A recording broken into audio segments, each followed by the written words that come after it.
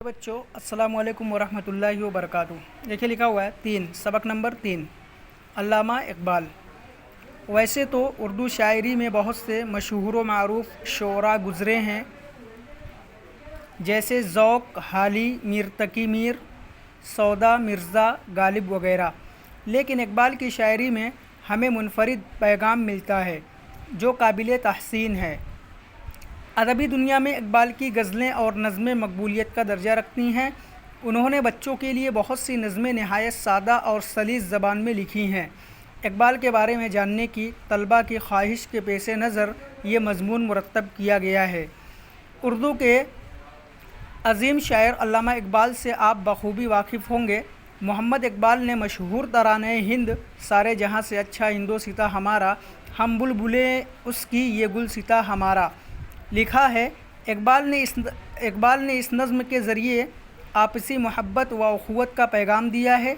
Doctor Mohammad Iqbal ने बच्चों के लिए बहुत सी नज़में लिखी हैं।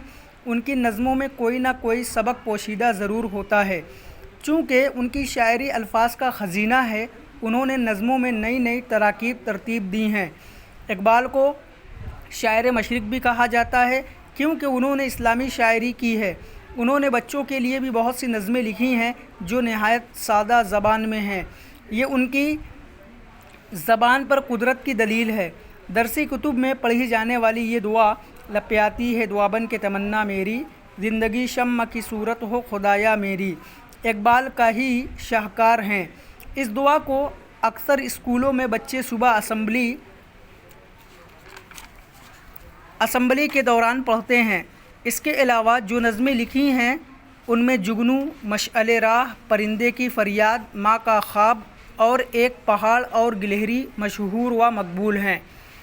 इकबाल ने अपनी नज़मों के ज़रिए बच्चों में उमंग, वलवला और जोश पैदा करने की भरपूर कोशिश की।